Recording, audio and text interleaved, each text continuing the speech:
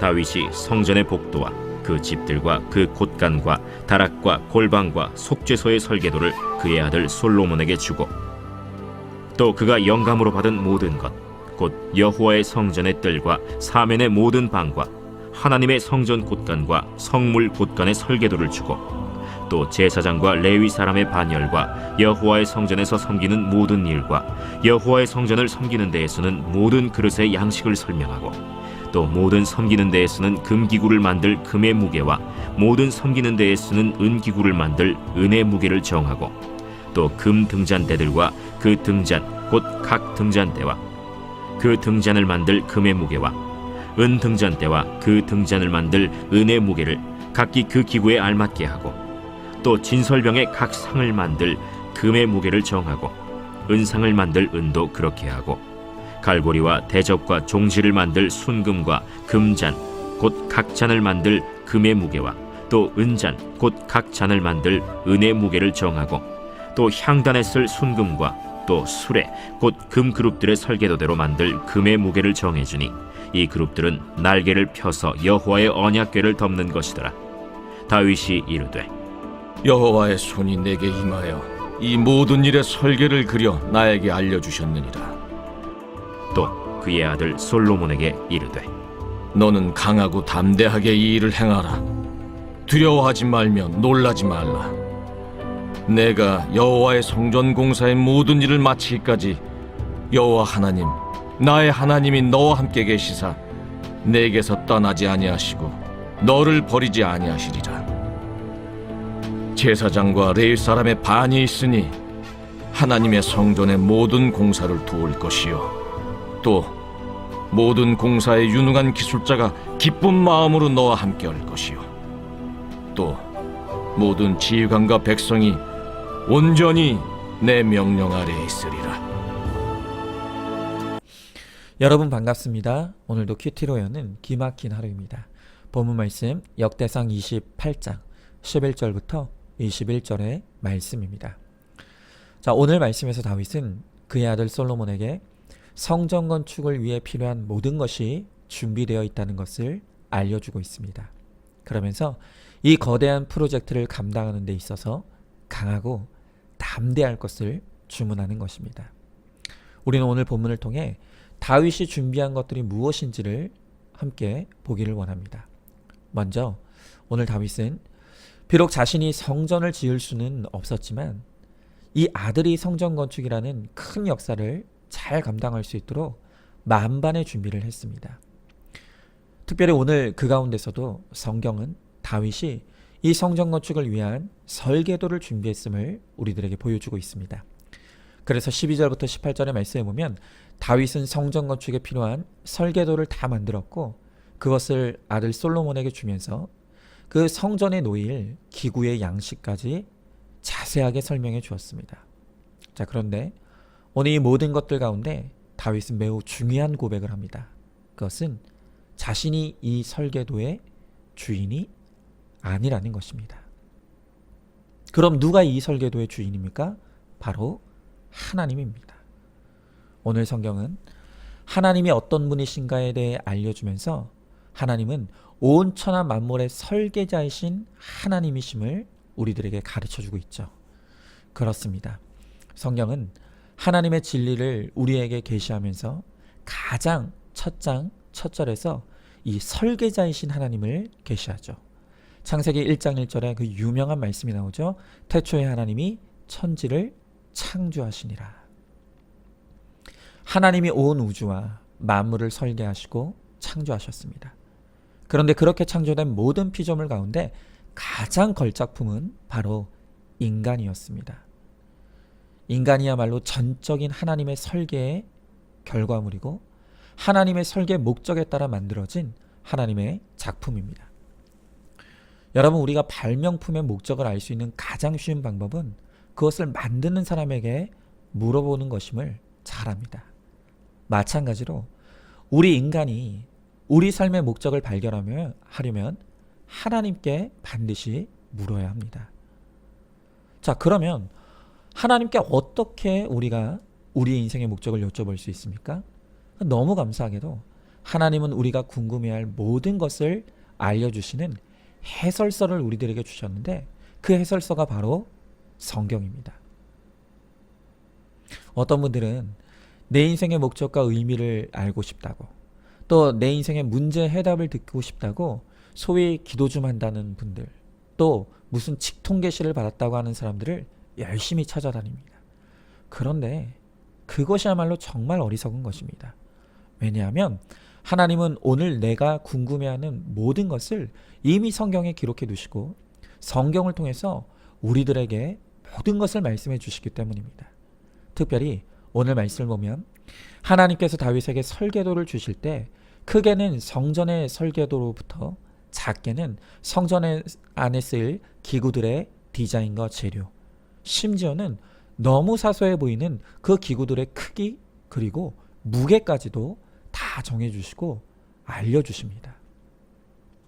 우리도 마찬가지입니다. 하나님은 우리 인생 전체의 설계자이실 뿐만이 아니라 우리 인생 하루하루를 계획하시는 분이시고 또 우리의 모든 순간에 사소한 부분까지도 주관하시는 하나님이십니다.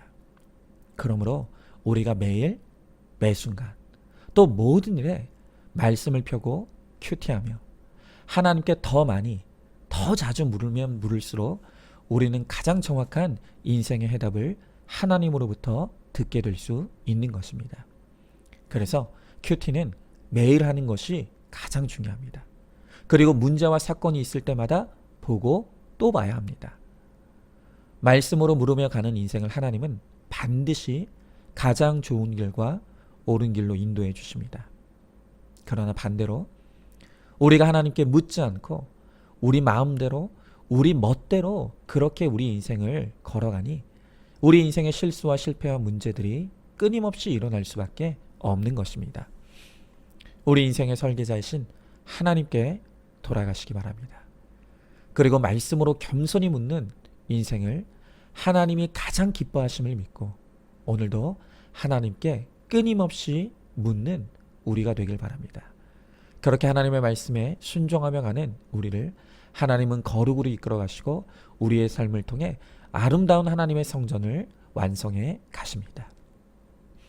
자, 질문해 봅니다. 하나님이 나의 인생의 설계자이며 창조자이심을 믿습니까?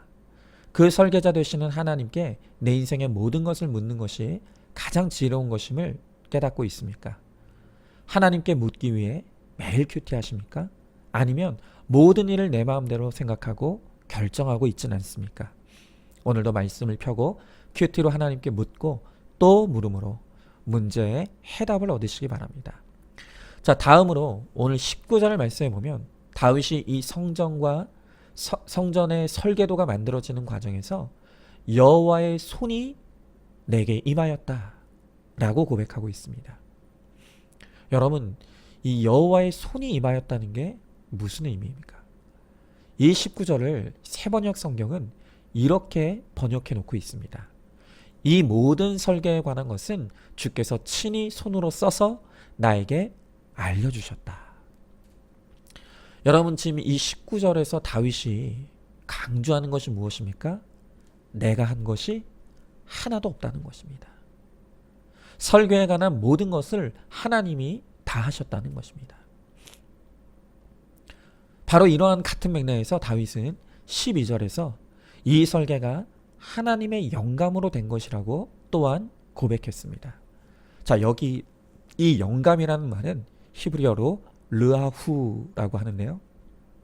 이 르아흐의 말의 뜻은 호흡, 생기, 바람이라는 뜻입니다. 그런데 이 르아흐가 얼마나 중요한지 구약에서만 무려 730회나 쓰였습니다. 자, 그런데 이 르아흐의 의미를 가장 잘 드러내는 곳이 있는데 그것이 바로 에스겔서 37장입니다. 자, 에스겔서 37장을 보면 하나님께서 환상 중에 에스겔을 마른 뼈로 가득한 골짜기로 데려가십니다.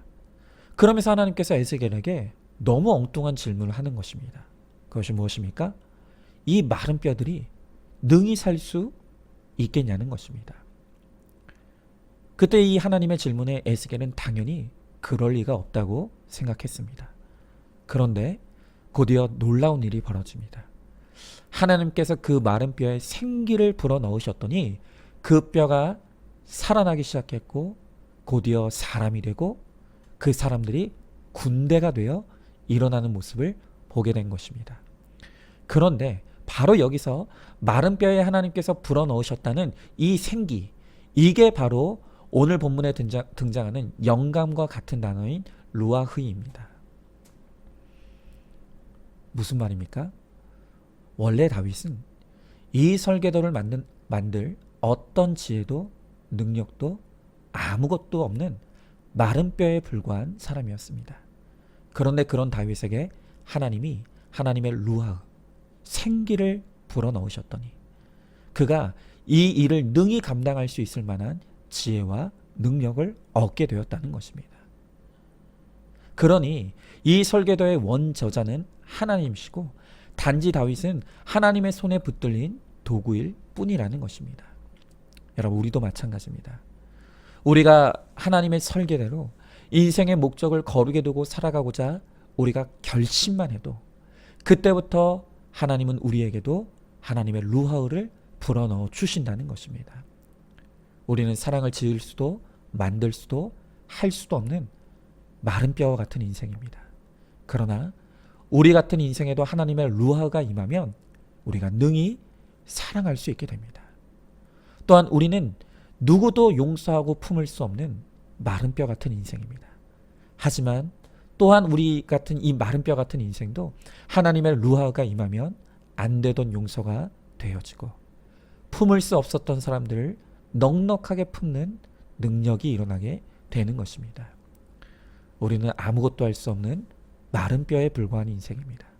그러나 다윗에게 하나님의 영감과 하나님의 손이 임할 때 그로서는 할 수 없었던 성전 건축을 위한 설계도가 그려지고 모든 준비가 갖춰졌던 것처럼 무너진 우리의 삶, 무너진 우리의 가정에도 이 하나님의 루하의 영감과 그 손이 임하면 회복이 일어나고 아름다운 하나님의 성전이 세워지게 될 것입니다. 저 역시 제가 이만큼이라도 이 사역들을 오늘도 감당해 나갈 수 있는 것은 저로부터 비롯된 것이 하나도 없음을 고백합니다. 오직 여호와의 루하의 영감과 하나님의 손에 저를 붙들어 주시게 오늘도 저는 하루하루를 살아갈 수 있는 것입니다. 여러분, 우리가 바로 이 하나님의 루하를 간절히 사모하며 구해야 합니다. 그러기 위해서는 먼저는 내가 마른 뼈인 것을 인정해야 합니다. 내가 아무것도 할 수 없다는 것, 나는 철저히 무능한 인생인 것을 처절하게 고백하며 하나님께 부르짖어야 합니다. 그렇게 마른 뼈인 나를 직면하고 겸손히 하나님의 르하우를 구할 때 하나님은 기꺼이 우리에게도 하나님의 영감과 하나님의 손의 능력을 부어 주실 줄로 믿습니다. 자, 질문해 봅니다. 나는 내가 마른 뼈인 것을 인정하고 있습니까? 여전히 나는 나의 영감과 나의 손을 믿으면서 하나님의 도우심을 거절하고 있지는 않습니까? 비록 내가 아무것도 할 수 없는 절망적인 존재일지라도 하나님의 영감과 하나님의 손이 임하면 능히 거룩과 사명을 이루는 인생이 될 것을 믿고 구하시기 바랍니다. 자, 마지막으로 오늘 20절 말씀해 보니까 다윗은 이 아들 솔로몬에게 강하고 담대하며 두려워하지 말고 놀라지 말 것을 주문하고 있습니다. 자, 왜 다윗이 솔로몬을 향해 두려워하지 말라고 할까요? 왜 놀라지 말라고 할까요? 왜냐하면 지금 이 어린 솔로몬의 마음에 두려움이 가득하기 때문입니다.